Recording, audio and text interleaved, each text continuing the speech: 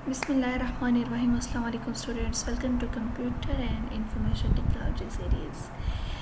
आज हम अपने इस लेक्चर में HTML कोर्स को डिस्कस करेंगे। In this course we will cover everything you need to know get starting writing HTML. HTML stands for Hypertext Markup Language. HTML is basically language that we used for creating web pages. HTML can define the series of HTML tags which defines the layout of HTML of web pages.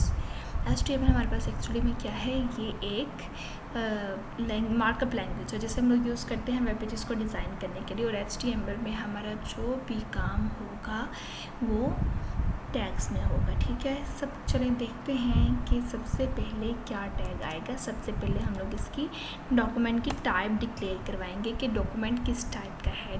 हम लोग tags use करते हैं, तो tags में क्या होता है, tags की स्टार्टिंग मतलब हम लोग इसमें लेस देन और ग्रेटर देन के साइन यूज़ करते हैं। इनके सेंटर में डॉक्यूमेंट हम लोगों ने लिखा है कि document type, doc type, document किस टाइप का है। ऑफकोर्स हम लोगों ने जो भी काम करना है सबसे पहले उसकी टाइप बताएंगे, हम लोग किस डॉक्यूमेंट टाइप किस टाइप का डॉक्यूमेंट क्रिएट कर रहे हैं। ठीक है, हम लोगों ने इसके डॉक्यूमेंट की टाइप बता दी कि HTML टाइप का है। ठीक हो गया, ये हमारा था फर्स्ट टैग। और उसके बाद आता है HTML, ये हमारा सबसे हायर लेवल टैग है।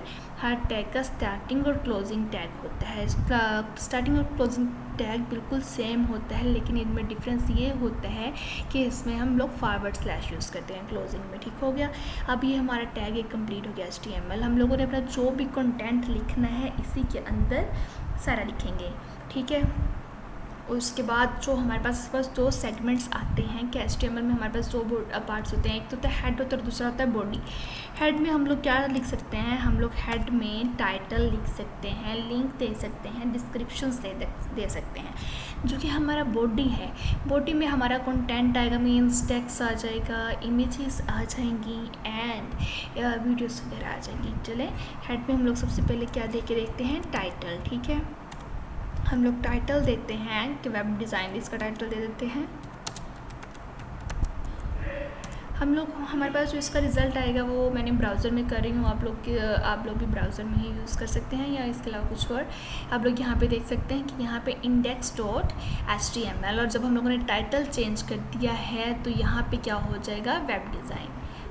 इज़ इट क्लियर, हम लोगों ने उसका टाइटल चेंज किया तो वेब डिज़ाइन आ गया, पहले क्या था HTML था। ये है तो हो गया हमारा title.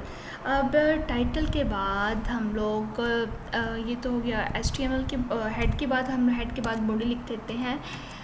We can say they are sibling and HTML is a parent and they are child there, head and body there are their childs and there are sibling। body में हम लोग क्या लिख सकते हैं, हम लोग कुछ भी लिख सकते हैं। First we use paragraph, P tag is used for paragraph, हम लोग इसमें कुछ भी लिख सकते हैं। this is my first paragraph,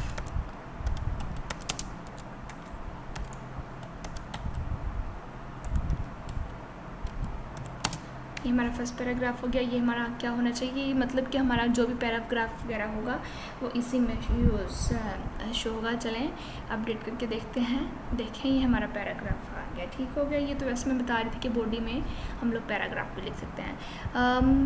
and HTML में हमारे पास हेडिंग यूज़ होती हैं। हेडिंग्स की जो टाइप्स हैं वो 6 हैं, मतलब कि H1 हम लोग हेडिंग के लिए H1 यूज़ करते हैं।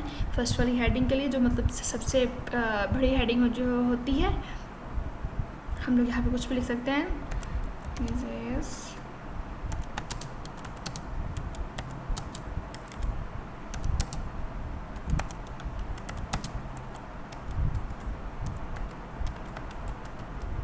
ये मेरी फर्स्ट हेडिंग है, तो यहाँ पे हम लोग देख लेते हैं क्या है, ये फर्स्ट हेडिंग आ गई है। ठीक हो गया, उसके बाद हमारे पास जो सेकंड हेडिंग होती है हम लोग H2 देख लेते हैं। आप लोगों को समझ आती जाएगी कि इसमें क्या चेंज आता जा रहा है। एक्चुअली क्या होगा, जैसे जैसे हमारा हेडिंग का नंबर बढ़ता जाएगा तो इससे फ़ायदा ये होगा कि वो हेडिंग जो है वो श्रिंक होती जाएगी, लिटिल बिट वो उसका साइज़ थोड़ा कम होता जाएगा। यहाँ पे हम लोगों ने हेडिंग 2 दे ली। आप लोग देख सकते हैं कि यहाँ पे जो फर्स्ट हेडिंग थी वो काफ़ी थोड़ा सा साइज़ बड़ा था, और जो हम लोगों ने हेडिंग 2 दी है उसका साइज़ थोड़ा कम हो गया। उसके बाद हम लोग हेडिंग 3 दे के देख लेते हैं। हम लोग ये हेडिंग अपने मैनर्स के, अपने रूल्स के हिसाब से यूज़ करते हैं। जहाँ पे हमें लगता हो कि हमें यहाँ पे थोड़ी बड़ी हेडिंग चाहिए तो हम लोग वहाँ पे थोड़ी बड़ी हेडिंग दे लेते हैं। हम लोग जैसे ही ऐसे इसका साइज़ बढ़ाए जाएंगे, सॉरी नंबर बढ़ाते जाएंगे, H3 आ जाएगा तो वो और श्रिंक हो जाएगी। हम लोग H6 दे के देख लेते हैं। हेडिंग्स H6 तक होती हैं, ये लास्ट हेडिंग है, ठीक है। आप लोग देख सकते हैं इसका साइज़ कितना छोटा हो गया है, ठीक है। ये हमारे पास हेडिंग थी, हेडिंग। एंड आप लोग ये बात याद रखना है, the way you order these tags inside the HTML, it is an actually way to display your information on website. हम लोग यहाँ पे जिस सीक्वेंस से टैग देते जाएंगे बिल्कुल उसी सीक्वेंस से यहाँ पे हमारी जो है वो इन्फॉर्मेशन आती जाएगी। अब हम लोग यहाँ पे फ़र्ज़ करते हैं कि यहाँ ऑफ कोर्स हमारा सीक्वेंस ये है कि पहले हेडिंग होती है, उसके बाद हम लोग उसमें जो पैराग्राफ लिखना होता है वो लिखते हैं। अगर हम लोग यहाँ पे ये करें कि ये हम लोग हेडिंग से पहले यहाँ पे हम लोग पैराग्राफ दे दें तो ये देखिएगा कि मुझे अच्छा नहीं लग रहा। ऑफ कोर्स ये हमारा वे नहीं है कि जिसमें हम लोग अपना वेबसाइट डिज़ाइन करेंगे। तो ये हमेशा बात याद रखना कि जिस वे में हम लोग यहाँ पे टाइटल शो करवाएंगे बिल्कुल उसी वे में यहाँ पे इंफॉर्मेशन हमारे पास शो होगी, ठीक है। तो इसलिए यहाँ पे आप लोग को सीक्वेंस का ध्यान रखना है। ये तो हो गया हमारे पास हेडिंग। अब हेडिंग के बाद हमारे पास हम लोग देख लेते हैं कि अगर हॉरिजॉन्टली हम लोगों ने लाइन को ब्रेक करना है तो क्या करेंगे, हम लोग HR यूज़ करेंगे। हम लोग HR यूज़ करेंगे, इससे क्या होगा कि लाइन ब्रेक हो जाएगी। ये देखें, ये हमारे पास कुछ स्पेशल टैग्स होते हैं जिनका एंडिंग नहीं होता, मतलब कि वो एक ही टैग्स, मतलब कि उनका एंडिंग और स्टार्टिंग एक ही होता है। जैसा कि ये देखें, हॉरिजॉन्टली लाइन को ब्रेक कर दिया, ये सेगमेंट हम लोग नेक्स्ट बना सकते हैं। और आप लोग इसके अलावा हम लोग अपना उसके बाद देख लेते हैं कि हम लोग करैक्टर को बिग या स्मॉल कैसे कर सकते हैं। एक पैराग्राफ लिख लेते हैं फर्स्ट, सॉरी पैराग्राफ के लिए हम लोग P का यूज़ करते हैं।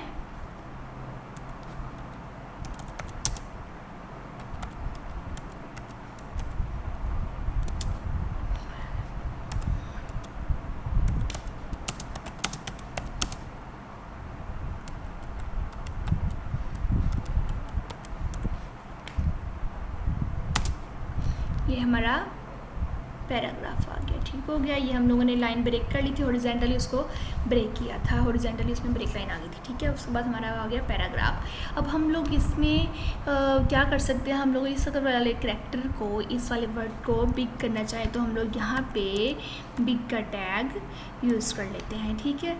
अब ये वाला वर्ड हम लोगों ने बिग करना है तो ये क्या होगा, जिस वाले वर्ड पे हम लोगों ने जो टैग अप्लाई करना है वो वाला हम लोग उसी में लिखेंगे। अब हम लोग चाह रहे थे कि हम लोग इसको कैपिटल लिखते हैं, ये हमारा थोड़ा साइज़ इसका बड़ा हो जाए तो ये क्या होगा, हम लोगों ने बिग यूज़ कर लिया। आप लोग यहाँ से देख सकते हो कि इसका साइज़ बाकियों की निस्बत थोड़ा डिफरेंट है, ठीक है, क्योंकि हम लोगों ने यहाँ पे कौन सा टैग यूज़ किया है, हम लोगों ने यहाँ पे बिग टैग यूज़ किया। अगर हम लोग किसी भी वर्ड को स्मॉल करना चाह रहे हैं तो हम लोग क्या यूज़ करेंगे, हम लोग स्मॉल का टैग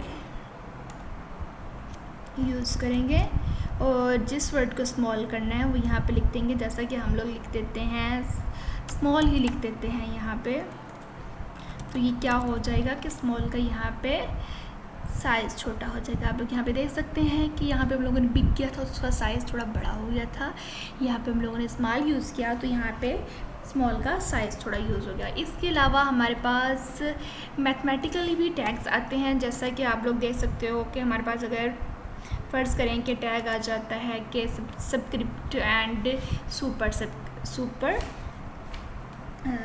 सबस्क्रिप्ट और सुपर सबस्क्रिप्ट आता है। सब में क्या हम लोग देख लेते हैं, सबस्क्रिप्ट में क्या होता है, सबस्क्रिप्ट लिख दिया हम लोगों ने, लेकिन हमारे पास फर्स्टली पहले हम लोग इसको अगर यहाँ पे हम लोग लिखें 10 और यहाँ पे 2 लिखते हैं तो ये कैसे वर्क करेगा, चेक करते हैं क्या होगा।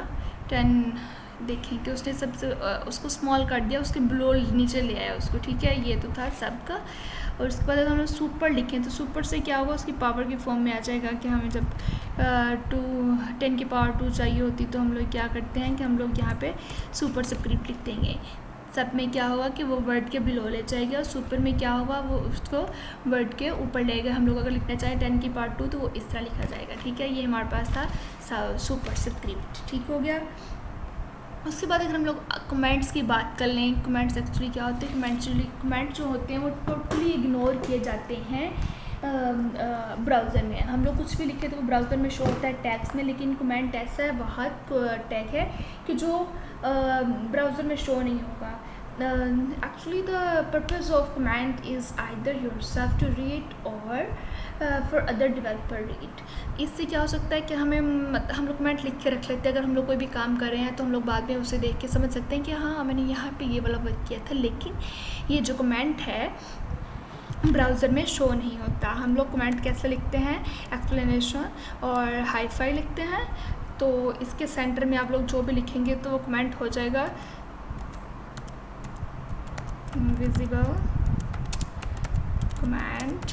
ये हम लोगों ने यहाँ पे लिख दिया। आप लोग देख सकते हैं कि इससे ये यहाँ पे ब्राउज़र में उसने शो नहीं किया। ये सिर्फ हमारी रिलायबिलिटी के लिए, रीडेबिलिटी के लिए होता है कि हमें देख के समझ आए कि हम लोगों ने इस वक्त इसमें क्या काम किया है, ठीक हो गया। आई थिंक कि आप लोगों को समझ आ रही होगी कि हम लोग HTML में वर्किंग कैसे करते हैं। ये तो था कमेंट्स भी हो गए। उसके बाद हम लोग स्टाइल एंड कलरिंग वगैरह देख लेते हैं। हम लोग टेक्स्ट को कलर दे सकते हैं और इसके अलावा बैकग्राउंड को भी कलर दे सकते हैं। अब हमारे पास ये है, हम लोग यहाँ पे एक पैराग्राफ लिख लेते हैं,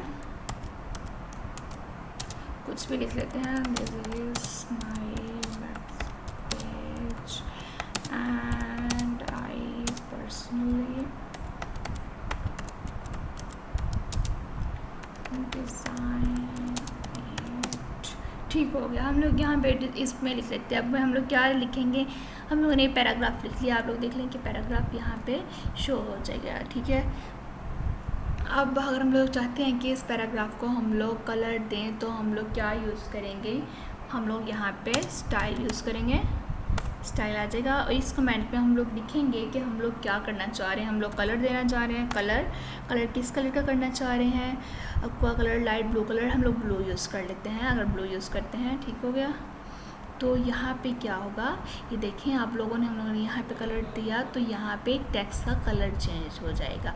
एक्चुअली ये वर्क जो हम बहुत करते हैं ये हम लोग CSS में करते हैं, वो भी एक लैंग्वेज है। लेकिन यहाँ पे हम लोग अगर कुछ डॉक्यूमेंट को थोड़ा मतलब कि थोड़ा अच्छे तरीके से डिज़ाइन करना चाह रहे हो तो हम लोग क्या करते हैं कि उसको थोड़ा कलर कर देते हैं। ये तो था इसका कलर। अब उसके बाद अगर हम लोगों ने बैकग्राउंड में कलर देना हो तो हम लोग क्या करते हैं, बैकग्राउंड कलर दे देते हैं। और बैकग्राउंड कलर अगर हम लोग ब्राउन कर दें तो इसी लाइन का बैकग्राउंड कलर भी आ जाएगा। आप लोग देख सकते हो कि यहाँ पे इसको कलर कर दिया गया है। ये था हमारे पास कलर एंड स्टाइल। हम लोग डिफरेंट वेज में उसको डिज़ाइन कर सकते हैं, उसकी कलरिंग वगैरह कर सकते हैं। ये जो हमारे हम लोगों ने वो टैग्स पढ़े जो हम लोग मोस्ट कॉमनली यूज़ करते हैं, जो एक बिगनर के लिए बहुत इंपॉर्टेंट है समझना। उसके बाद अगर हम लोग बात करें कि हम लोग HTML को कितने सेगमेंट्स में डिवाइड करते हैं, या तो हम लोग HTML को 3 सेगमेंट्स में डिवाइड करते हैं। तो हम लोग यहाँ पे देख लेते हैं कि हम लोग HTML को कितने सेगमेंट्स में डिवाइड करते हैं, ठीक हो गया। यहाँ पे हमारे पास HTML आने हैं, ये लिख लिया हम लोगों ने अपना HTML। अब हम लोग यहाँ पे सबसे पहले हमारे पास आता है हेडर होता है, ठीक है।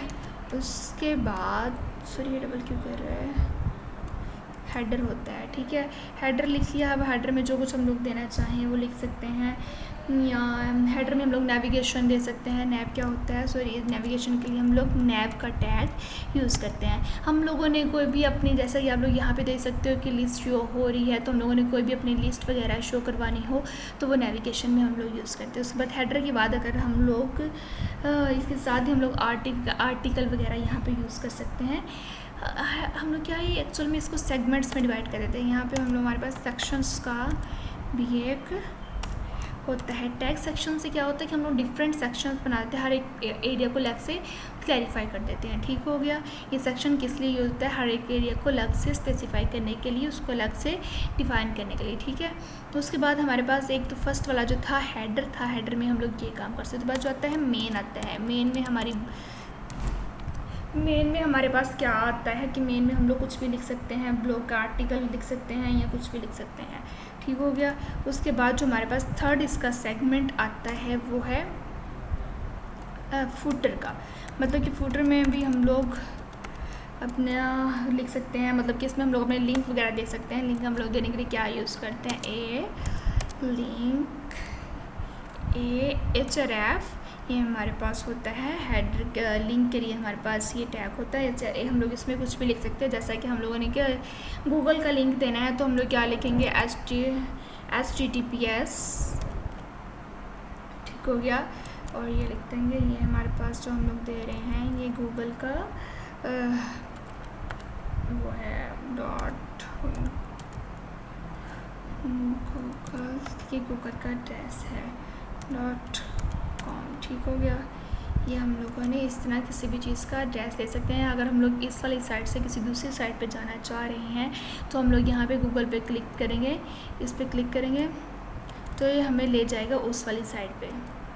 लेकिन ठीक हो गया, ये हमारे पास था एक लिंक क्रिएट करने का तरीका। उसके बाद हमारे पास हम लोग इसमें इमेज वगैरह भी दे सकते हैं। उन्होंने इमेज लिख लिया, इमेज के लिए सोर्स मतलब कि हमारी फ़ाइल कहाँ पे पड़ी है वो हम लोग उसका सोर्स दे देंगे। ठीक हो गया। यहाँ पे उसका अगर आप लोग डेस्कटॉप पे पड़ी, आप लोग उसका डेस्कटॉप का लिंक दे देंगे तो फाइल वहाँ से हम लोग इमेज भी यूज़ कर सकते हैं। आजकल इतना काफ़ी, आई होप आप लोगों को समझ आ चुकी होगी। अगर इसमें कोई कन्फ्यूजन है तो आप लोग मुझे कमेंट करके पूछिएगा। अगर तो आप लोग को लेक्चर ये समझ आ चुका है तो इंशाल्लाह हम लोग इससे नेक्स्ट भी कल समझने की कोशिश करेंगे। ठीक है। आप लोग ये हमेशा बात याद रखना है कि HTML और हमेशा जो टैग्स में वर्क करता है, हमें टैग समझने चाहिए। और जो हमारे पास मोस्ट कॉमन टैग्स थे वो हम लोगों ने आज डिस्कस कर लिए हैं। Thanks for watching. अल्लाह हाफिज़।